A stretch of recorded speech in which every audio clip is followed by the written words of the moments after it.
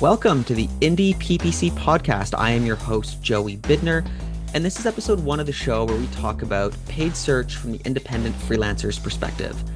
And I know, yet another Google Ads podcast in this ocean of paid search media, which is why I've been so hesitant to launch this podcast for so long. But I feel that there is something to be discussed regarding talking about paid search from the freelancer's perspective. So in this show, I'm going to be talking about strategies that I use, obviously, to manage my accounts, cutting edge strategies. But I'm also going to talk quite a bit about working in the industry. I want to share my processes, how I built this business, and why I choose to work this way as an independent freelancer. So a decent part of the show is going to be talking about the industry of working in paid search, along with detailed management strategies. So the way this show is going to work is I'm going to be releasing an episode weekly, and every episode is going to be split into 3 parts. Part 1 is going to be a deep dive of a topic. This could be a specific paid search strategy. It could be a talking about a new feature that I'm using. It could be an account deep dive, some kind of strategy or topic. Part 2 is going to be answering questions from listeners. If you have a question that you want answered on the show, you can just comment on one of my YouTube videos or send me an email at info@joeybidner.com and I'll get to it on the show. And then part 3 is going to be sharing something interesting that I'm learning. So part of the job of anybody in paid search is we always need to be learning. We always need to be pushing the boundaries of what we know that works. So I'm constantly reading, I'm constantly listening to new things. So the last part of the show is going to be sharing something that's piqued my interest. It might not be a strategy that I'm using yet. It's just going to be something that I have a take on. It might also just be paid search news. It's just going to be something interesting to keep your eyes out for. So that's going to be how the show's going to work. And I'm looking forward to launching this weird thing that I'm calling a podcast.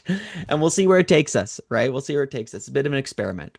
So seeing that this is episode 1, I figure it's important to talk about how I got here, you know? Now I know it's kind of narcissistic to take this platform to talk about myself, but I get this question a lot. I get this question of how did I become a paid search professional and how did I become a freelancer? So I figure it's important to talk about this because there is really no roadmap. We all kind of have our own journey, our own story to get there. And I figure sharing mine might be beneficial for others who are in that journey right now. So going back to before I got into paid search, I worked in the skateboard industry. I worked for about 12 years in the longboard industry, to be specific, downhill skateboarding. Started with my own skateboard brand, pressing boards in my basement, and it was successful at the local level.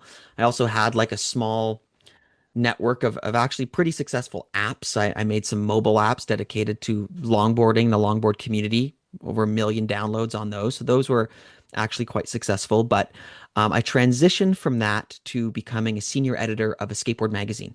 I wasn't even a writer at the time, but I loved skateboarding, I loved longboarding, and I had experience in the industry. And anyways, long story short, I became a senior editor of this magazine, this international magazine, one of the funnest times in my life, traveling around the world, writing stories about skateboarding. Transitioned from that to becoming a brand manager for an international skateboard brand. Now, this is where I had my first real job experience in marketing because part of my job at this skateboard company was all of our marketing. So I had to do event marketing, print advertising, and our digital strategy. So we didn't do that much in Google Ads, but we did enough that I got a taste of what paid search was like. And after working for that company for about 5 years, I realized that I wanted to focus more on marketing. I reached the ceiling of the industry, kind of, and I wanted to become a marketer. I didn't know where I fit yet, though. I didn't know what kind of marketing was for me. So I went back to university. I studied marketing. And the thing with going to school for marketing is they don't teach you anything about paid search. And that's because it moves so fast, they can't. They can't write a curriculum on Google Ads because it's going to outdate itself in 6 months or in 3 months.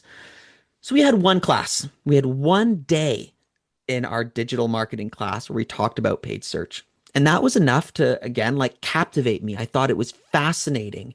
The whole, um, I found Google Ads really blended um, the customer journey as well as your understanding of your market, as well as your understanding of your customer's avatar. And it's leveraging the tools that you have to carry somebody along that journey. I thought it was so interesting. So I ended up doing a little project on paid search. And long story short, after I got out of school with no real education from paid search, I got a marketing manager position at a tech company where, like the skateboard company, I had to do a million things. I had to do all their marketing from digital to print to market research, even.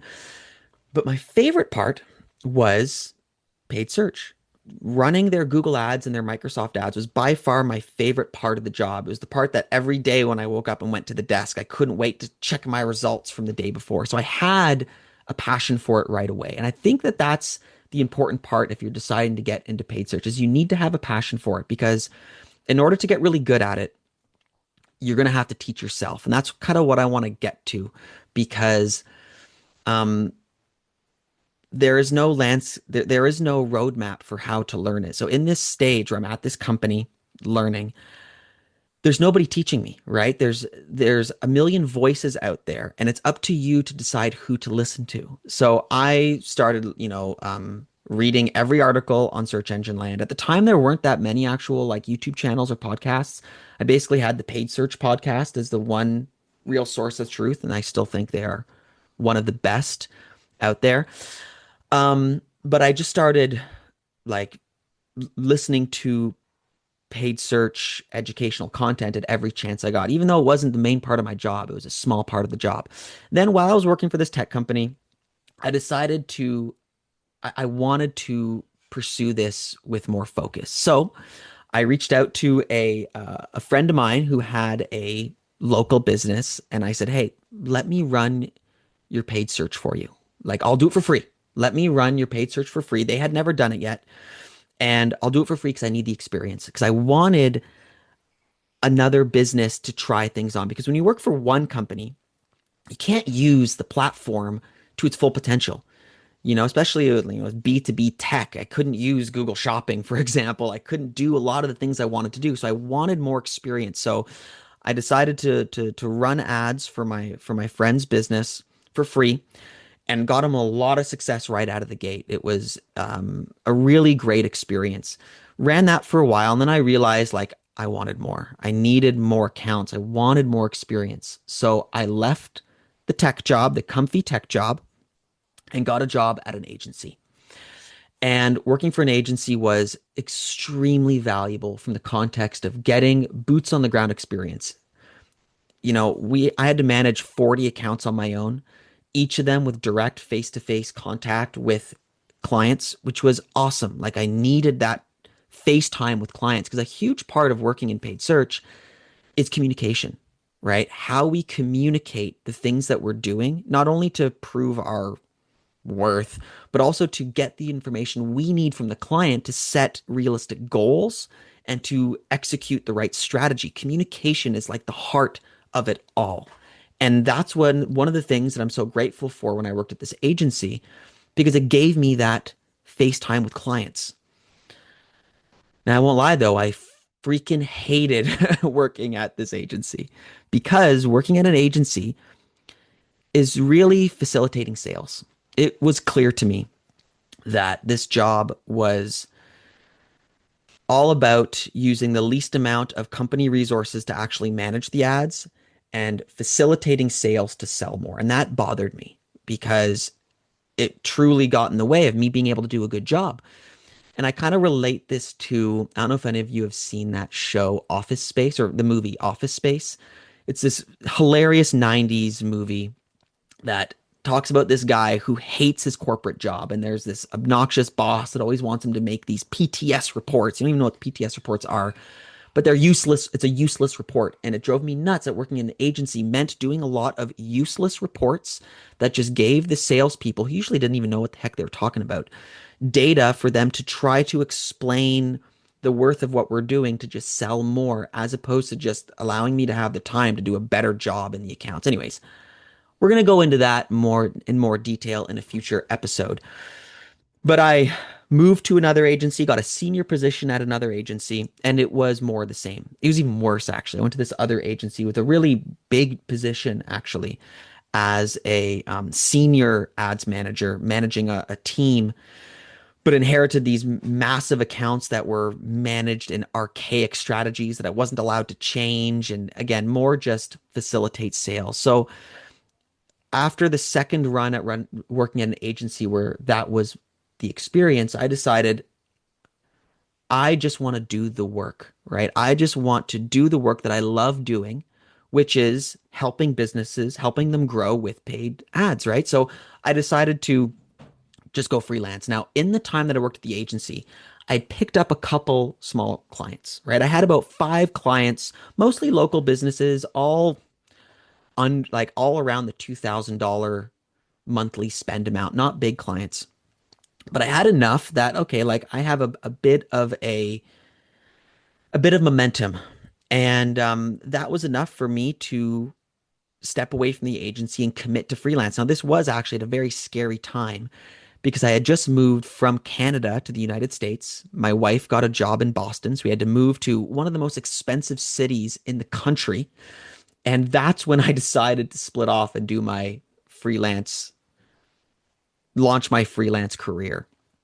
And I got kind of lucky actually. Right out of the gate, I picked up some more clients, and I get this question a lot too, like how do you get more clients? We'll get into that in another episode. But really, it comes down to doing good work, right? When you do good work for a client and you're honest and transparent and you communicate well, they recommend you to their friends because business owners have friends that are business owners. So that's how I've gotten majority of my clients, but also, guest featuring on shows, podcasts, LinkedIn.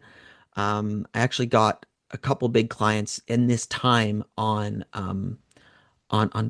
Facebook, a Facebook page. I don't think there are any Facebook PPC pages anymore. Anyways, now I digress. But long story short, I decided to transition from the agency to freelance, mostly because of this hatred I had towards the corporate structure of devaluing operations, being us paid search managers, and putting all their weight and all their importance into the sales team. So that was my main reason initially for transitioning over to freelance.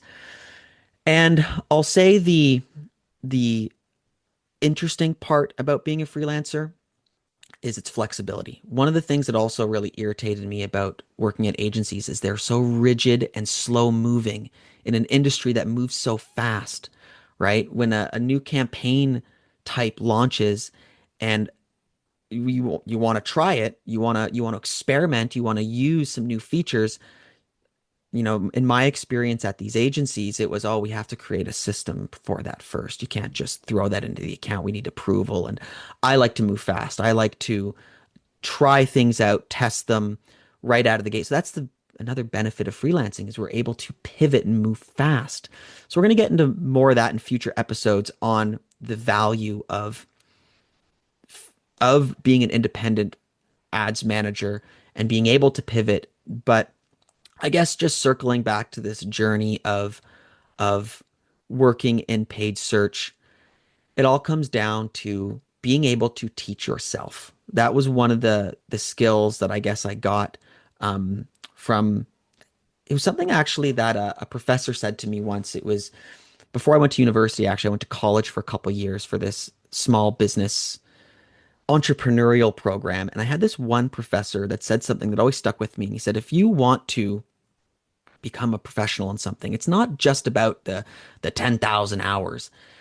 It's about being obsessive in your and how you surround yourself with content for the topic. He said like, um, you should be reading and listening to every piece of content that you can to educate yourself. And luckily for, luckily for me, I'm a pretty like obsessive person. And I think that that obsession on, waking up in the morning and I can't wait to listen to the new episode of this podcast or read this article, like that's been one of my biggest assets. If you're slow to want to learn the new thing, that can get in the way of your journey of growing in this industry. So I think that that was probably one of the biggest assets I had in growing as a paid search professional was just like my hunger to constantly learn. And I'm still like that, right? Like even though I consider myself a professional, I'm still always willing to prove myself wrong through other people's input and experience. And I think that that's a really important part. You got to be able to not just get complacent with what you know works. You need to always be willing to challenge yourself and just, you know, not just challenge yourself, but be willing to listen to something new. And this actually comes back even not just listening to something new. Sometimes there will be a podcast episode about something that I know. Let's say it's an episode that someone's talking about bid strategies. I know all the bid strategies, but I'll still listen to it because maybe they'll explain it in a way that I hadn't heard it before. It'll pique my interest because of the way that that person said something that maybe will allow me to explain something to a client better. Always be willing to relearn something you already know. That's another important part about working in this industry. So now I'm starting to digress a little bit, but and I want to transition to the next part of the show. But I hope that weird explanation of me walking you through my journey to get here was again, this is my first go at this podcast thing, so I hope it's coming across as concise. It'll only get better though. I know I'm kind of blabbling on a little bit, but all right, so now we can move to the next portion of the show, which is question from a listener. So if any of you, again, want a question answered on the show, just leave a comment in one of my YouTube videos or send me an email at info@joeybidner.com. So even though I just launched this show, I do already have a question. I had put a couple videos up on my YouTube channel and somebody dropped a question in one of the comments. So here we go. So this is from OMGG5TK. And OMGT5TK says, love the channel, Joey. I have a question. I sell jewelry gifts with a meaningful message card. Some personalized with names, others non-personalized. For example, birthday gifts from grandma to granddaughter, ages 10, 16, 18, 21. Should I put both personalized and non-personalized necklaces in the same Google Ads search shopping campaigns or under different ad groups or create separate campaigns for each? So this is a great question. I love talking strategy because I feel like it's honestly the first part of the greater strategy of any account, and it's such an important one. So let's break this into two. I'm going to talk about shopping first, then search, because the structure will be different depending on different factors. So when talking about shopping, first thing I'll say is don't separate them by campaign. The only reason you want to separate by campaign ever is really two purposes. One, geolocation. If you have different geolocations you want to target for different products. Let's say if you wanted to target product A to the west coast of a country and product B to the east coast of a country, or two different countries, or if you have budget split on different countries, that's the only time that you want, that's one of the only times you want to have a campaign separated. Or if you had very specific uh, budget constraints. So sometimes I'll have different campaigns for completely different categories of products that have their own subcategories. So like let's say for example you sold jewelry, personal, non-personalized, and you also sold shoes. Shoes of a bunch of different types of shoes. You would have two different campaigns, one for shoes, one for jewelry. Each would have their own subsets of ad groups and each would have their own budgets. But in this case, you got one general product category with two subdivisions. So I would have one campaign to start with. Now, the decision on separating them by ad group should come down to one, the average order value for these two segments of products and if they're vastly different, or your profit margins. Now, because of the way shopping works, where every product generates its own search terms based off of the product data in your shopping feed, you don't necessarily need to segment for by ad group for the purpose of separating your search terms like you might do in a search campaign. Each product is kind of like its own little mini ad group, right? But the reason you'll want to separate them is if you need control over the bidding due to, again, the average order values being different or the profit margin being different. So I assume personalized stuff is more expensive and maybe you get a better profit margin, maybe not. But if it's more expensive than the non-personalized and by a big margin, let's say it's like twice the value, then you'll want to separate them so you can have different bidding thresholds. If you're doing manual bidding, maybe you want to bid more for those more expensive products. If you're doing automated bidding, if you got more, if you make a better profit margin on a certain product, you'll want to have a lower target ROAS on that ad group. So you can, one, drive more traffic to it, but also you'll have a lower threshold of what you can afford. So you don't need to have such a high T ROAS to break even, right? So I would say for shopping, separate them by their average order value and or their profit margins. When it comes to search, this one has to do with the structure of your website. If you have a dedicated page on your site for personalized and a dedicated page on your site for non-personalized as the general categories, then yeah, I would separate them. And if you see also vastly different search intent. I've done a little bit of jewelry accounts before, and I know there is a difference in search intent. People will search for customizable necklace, or there's that term for signets and stuff like that. So in that case, yes, you'll want it separated. But if they go to this, if it's all going to the same page, that's when I'll usually consolidate things, just because you'll be able to do the bidding and search term segmentation at the keyword level. So I usually let my ad group structure, let it get dictated by the structure of the website. I will, having somebody search for a personalized item, seeing that personalized ad copy and going to a page that shows your personalized products, that's the perfect searcher's experience. So I'd recommend that. Separate them by ad group if you have a page for each. And for shopping, separate them by ad group if the average order values or the profit margins have a wide enough gap. So again, if anybody wants to submit a question, just add your question as a comment on this YouTube video or email me at info@joeybidner.com. So in this next portion of the show, I want to talk about an article that caught my attention. So this is an article from Maggie Humphrey. She is a paid search strategist at Cypress North, which is an agency that actually runs a really great podcast called Marketing O'Clock, one of my favorites. And Maggie released this article that really flipped something on my head, because it was talking about a strategy, a new form of a strategy that I previously completely discredited.